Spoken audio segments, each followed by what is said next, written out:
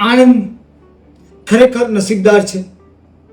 ભલે એ નાનું સિટી રહ્યું, પરંતુ એ દેશની દૂધની રાજધાની બન્યું. 1903ની આજુબાજુ જ્યારે આરોગ્યની સેવાઓ જૂજ જગ્યાએ હતી, ત્યારે આણંદમાં આરોગ્યની ભરપૂર સેવાઓ હતી. બે સર્વશ્રેષ્ઠ હોસ્પિટલ આણંદમાં ધમધમતી હતી. એક રાયણવાળું દવાખાનું અને બીજું લીમડાવાળું દવાખાનું. આ બંને દવાખાના સારામાં સારી સેવાઓ આપતા. ત્યાં જનરલ સર્જન રહેતા. ડૉક્ટર કુક, ડૉક્ટર વિલિયમ રુધરફોર્ડ જેવા નામાંકિત તબીબો અહીંયા હતા. આણંદ જાણે ઈશ્વરનું લાડકું હોય તેમ તમામ સુખ અને સુવિધાઓ તેને મળી છે. તમે જુઓ દૂધ નગરીનો વિરોધ, તમે જુઓ પ્રથમ કૃષિ યુનિવર્સિટી, તમે જુઓ દેશની સૌથી શ્રેષ્ઠ 2 ડેરીઓ, તમે જુઓ સારામાં સારી યુનિવર્સિટી, તમે જુઓ ભાઈ કાકા જેવો લડાયક યોદ્ધો કે જે કોંગ્રેસના શાસનમાં તેનું પિંડલું વાળી દેવાની શક્તિ ધરાવે. આ બધા જ જણ અહીંયા પાક્યા. એ આણંદનું સદનસીબ છે. એમરી હોસ્પિટલમાં ડૉક્ટર કુક આઝાદી આવવાની તૈયારીમાં પાછા જવાની તૈયારી કરી રહ્યા હતા. તેઓ બિસ્તરા બાંધી રહ્યા હતા. તે જ વખતે આણંદની આરોગ્ય સેવાને એક સર્વશ્રેષ્ઠ નામ મળ્યું, ડૉક્ટર વિલિયમ રુધરફોર્ડ. આયર્લેન્ડના આ નવયુવાન 1947માં આઝાદીના ગાળામાં જ ભારત આવ્યા. 20 વર્ષ તેમણે આરોગ્યની સેવાઓ આપી. લીમડાવાળા દવાખાનાને ઊંચું નામ આપ્યું અને એ ગાળામાં ચારે બાજુ ધીમે ધીમે દવાખાના સ્થપાતા ગયા અને પછી 1966માં 20 વર્ષ સેવાઓ આપી તેઓ પાછા પોતાના વતન ચાલ્યા ગયા. ડૉક્ટર વિલિયમ રુધરફોર્ડ 15 જુલાઈ 1921ના રોજ આયર્લેન્ડમાં માતા બર્થા અને પિતા જેમ્સના ખોરડે જન્મ્યા. 1939માં ડબલિનની ટ્રિનિટી યુનિવર્સિટીમાં તેઓ ડૉક્ટર બનવા માટે જોડાયા. 1944માં તેઓ તબીબ થઈને બહાર આવ્યા. તે વખતે MBBCH નામની ડિગ્રી હતી. તેમણે તે ડિગ્રી હાંસલ કરી. તેઓ વિદ્યાર્થી ક્રિશ્ચન મુવમેન્ટના આગળ પડતા નેતા હતા. એક ગ્રીષ્મના સમયમાં એથેના કોસ્ટ નામની યુવતી સાથે તેમને પરિચય થયો. એથેનિક કોસ્ટ સાથે આ પરિચય લાંબો ચાલ્યો અને લગ્નમાં પરિણમ્યો. 1944માં બંનેએ નક્કી કર્યું, આપણે સેવા કરવા માટે ચીન જઈએ. પરંતુ તે વખતે રોનાલ્ડ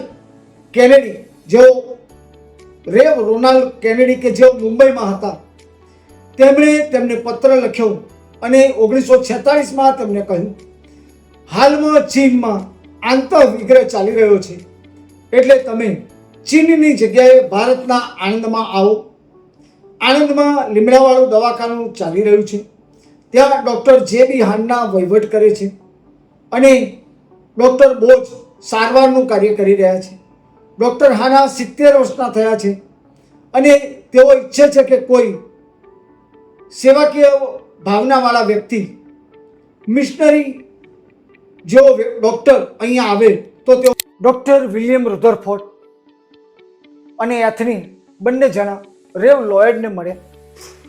તેમણે તેમને કહ્યું, તમે આણંદમાં જ જાઓ. ભારતનું આ શહેર અને ત્યાં લીમડાવાળું દવાખાનું છે, તમે ત્યાં પહોંચી જાઓ. 1947ના એપ્રિલ મહિનામાં આ દંપતી આણંદ આવ્યું અને લીમડાવાળા દવાખાનામાં તેઓ જોડાઈ ગયા. તેમના પત્ની એથનીબેન ભાષાશાસ્ત્રી હતા. આ બંનેને ગુજરાતી ભાષા આવડે નહીં, એટલે બંનેને મસૂરીની લેંગ્વેજ શાળામાં મોકલવામાં આવ્યા, જ્યાંથી તેઓ ભાંગી તૂટું ગુજરાતી શીખ્યા.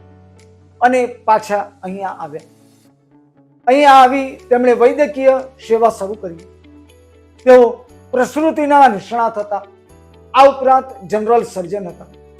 નાક, કાન, ગળું, ઓર્થોપેડિક તથા અન્ય તમામ ઓપરેશન તેઓ જાતે કરતા. આ ઉપરાંત સાપ કરડેલો આવે, ઝેર પીધેલો વ્યક્તિ આવે, રેલવે કે માર્ગના અકસ્માતની વ્યક્તિ આવે, ઝાડ કે મકાન ઉપરથી પડનાર વ્યક્તિ આવે, ભેખડ પડતા દબાઈ ગયેલો વ્યક્તિ આવે, પોઈઝન પીધેલો વ્યક્તિ આવે, આમ દરેક વ્યક્તિની તેઓ સારવાર કરતા હતા.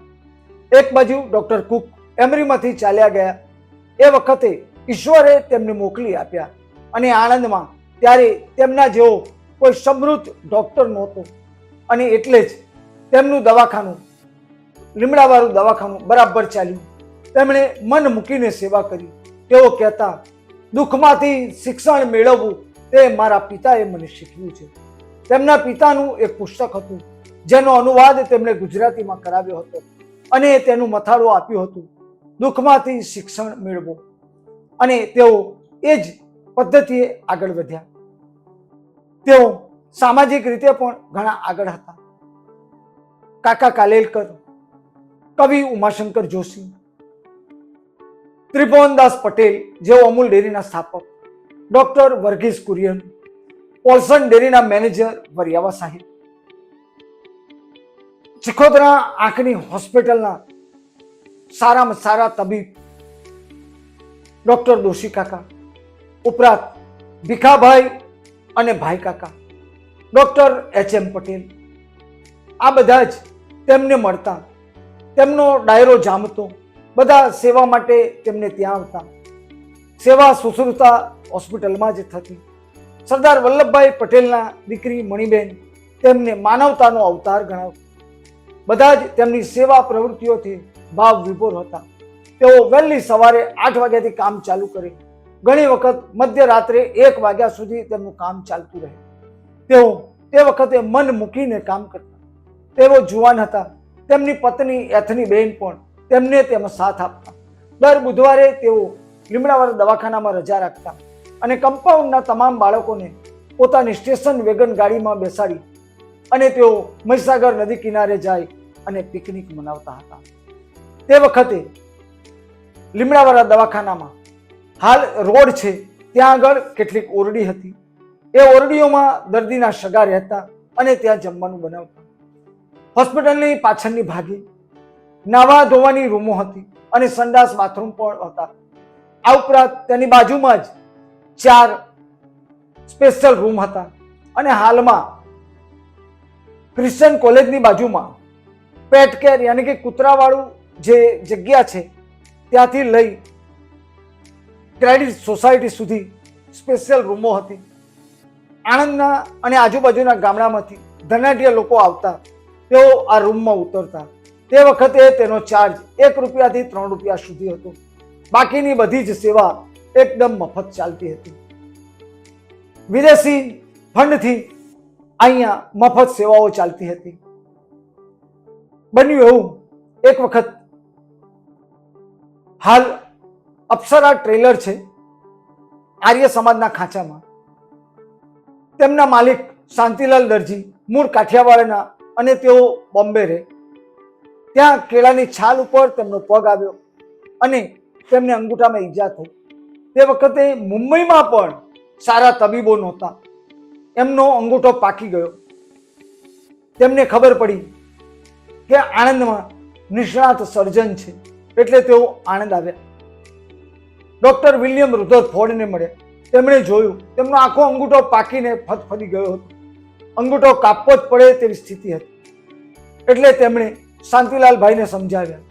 તેમના પગના અંગૂઠાનું ઓપરેશન કર્યું અને તે જગ્યાએ આંગળી હોય તેવો એક ભાગ પણ ઉપસાવી આપ્યો. તે વખતે સાવ સામાન્ય મામૂલી સાધનો વચ્ચે ડોક્ટર રુધરફોર્ડે તેમને પગની ખોળમાંથી બચાવ્યા હતા, જેનો આભાર શાંતિલાલભાઈ છેક સુધી માનતા રહ્યા. 1994માં એક વખતે તેઓ અહીંયા આવ્યા હતા. ત્યારે શાંતિલાલભાઈએ પોતાના તરફથી તેમને સૂટ પણ સીવી આપ્યો હતો અને વિલિયમ રુધરફોર્ડ ડોક્ટર અહીંયા રહ્યા ત્યાં સુધી તેઓ સતત તેમને મળતા. આવા હજારો દર્દીઓ હતા જેઓ રાજ્યના અલગ અલગ શહેર, અલગ અલગ જિલ્લામાંથી ગાડામાં બેસી, ટ્રેનમાં બેસી અહીંયા આવતા અને અહીંયા સેવાનો લાભ લેતા. આખા રાજ્યમાં ત્યારે આ 2 હોસ્પિટલ સૌથી મોટી હતી. વાળ કાપ માટે અહીંયા જ આવવું પડતું અને ડૉક્ટર રુધરફોર્ડ બરાબર મહેનત કરતા. 12 વાગ્યા સુધી, 1 વાગ્યા સુધી તેઓ કામગીરી કરતા. તેઓ એટલા હોશિયાર હતા કે તેમને ખબર પડી ગઈ આવનારો યુગ નિષ્ણાતોનો છે, એટલે તેમણે પોતાની હોસ્પિટલમાં x-ray technician, laboratory technician, pharmacist વગેરે માટે જ્યાં નિષ્ણાત કોલેજો છે ત્યાં માણસો મોકલી ટ્રેન કરાવ્યા અને પછી તેમને રાખી. એ જ રીતે આણંદમાં ત્યારે કોઈ લેબોરેટરી સારી નહોતી, એટલે તેમણે રેડ ક્રોસની સ્થાપના કરી. આણંદમાં જો કોઈ રેડ ક્રોસ લાવ્યું હોય તો ડૉક્ટર વિલિયમ રુધરફોર્ડ લાવ્યા, જેના કારણે બ્લડની જે તંગી પડતી હતી તે તંગી ઘટે તથા લેબોરેટરીના ટેસ્ટ માટે દર ભટકવું પડતું તેને પણ તેમણે બંધ કરાવ્યું. અને આ રીતે આણંદને રેડ ક્રોસની ઉત્તમ ભેટ ડૉક્ટર વિલિયમ રુધરફોર્ડે આપી હતી. તેમના સંબંધો એટલા સારા હતા, ગામે ગામ લોકો તેમને ઓળખે, જ્યાં પણ કશું સારું હોય બધા તેમને બોલાવે, તેમની સાથે સંબંધ રાખે. 1966 સુધી તેમણે મન મૂકીને આણંદમાં સેવા કરી. આણંદમાંથી જવાનું તેમનું કોઈ મન પણ નહોતું. આ ગાળામાં તેમના 3 બાળકો થયા, જેમ્સ, જ્હોન અને એલિઝાબેથ. તેમની દીકરી એલિઝાબેથ અને આ બંને બાળકોને કુન્નૂર એટલે કે દક્ષિણ ભારતમાં મિશનરી લોકોના બાળકો માટે એક બોર્ડિંગ સ્થપાઈ હતી, ત્યાં તેમને મૂકવામાં આવ્યા. ત્યાં તેમણે એજ્યુકેશન લીધું. પરંતુ 1966ના વર્ષમાં સરકારે પરદેશથી આવતા ફંડ ઉપર નિયંત્રણો મૂકી દીધા, એટલે આઈપી મિશન સંચાલિત લીમડાવાળા દવાખાનાને પણ તકલીફ પડવા માંડી. એટલે તેમની વડીલ સભાએ નિર્ણય લીધો, હવે આપણે આ દવાખાનું બંધ કરીએ, અને તે શિરોમાન્ય રાખવામાં આવ્યું.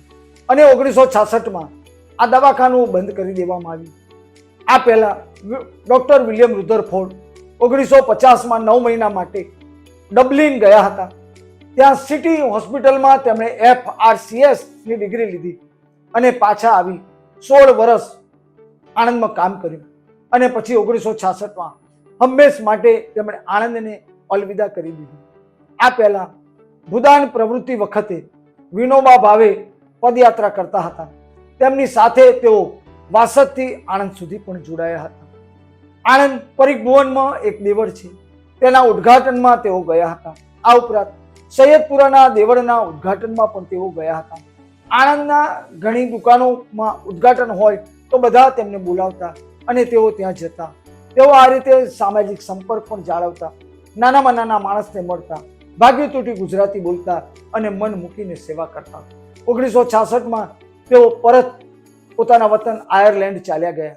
ત્યાંની પ્રખ્યાત રોયલ હોસ્પિટલમાં તેમણે ત્યાર પછી 20 વર્ષ સેવાઓ આપી અને પછી તેઓ નિવૃત્ત થયા. 1994માં 3 એપ્રિલના રોજ ઈસ્ટર સન્ડેનો પાવન દિવસ હતો. બધા ઈસ્ટર સન્ડેની ઉજવણી કરતા હતા. ત્યારે તેમના ધર્મપત્ની એથનીનું અવસાન થયું. ત્યાર પછી 2007માં નાતાલની તૈયારીઓ ચાલતી હતી. નાતાલને આડે માત્ર 2 દિવસ બાકી હતા. ત્યારે 22 ડિસેમ્બર 2007માં ડૉક્ટર વિલિયમ રુધરફોર્ડે પણ પોતાના વતન આયર્લેન્ડમાં અંતિમ શ્વાસ લીધા હતા. આમ બંનેને તેમના સેવાના ફળ સ્વરૂપે ઈશ્વરે એવા દિવસે લીધા કે જેને લોકો હર હંમેશ યાદ કરે. તેમના 2 દીકરાઓ જેમ્સ અને જ્હોન અત્યારે તબીબી સેવા આપી રહ્યા છે અને તેઓ પણ અત્યારે નિવૃત્તિ તરફ આગળ વધ્યા છે. હાલ તેમનું પરિવાર સારી રીતે જીવી રહ્યું છે. ઘણી વખત તેઓ અહીંયાના લોકો સાથે પત્ર વ્યવહાર પણ કરે છે. આણંદ જૂની ડીએસપી કચેરીમાં ડૉક્ટર વિલિયમ પોતાના પરિવાર સાથે રહેતા હતા. તેમની સામે જ જોલિફભાઈ રહે છે, જેમણે આ બધી જ વિગતો ગુર્જર ગઢનાને પૂર્ણ પાડી હતી. તેના જે ફોટા છે તે પણ જોલિફભાઈએ મોકલી આપ્યા છે. ગુર્જર ગઢના પરિવાર જોલિફભાઈનો પણ આ તકે આભાર માને છે.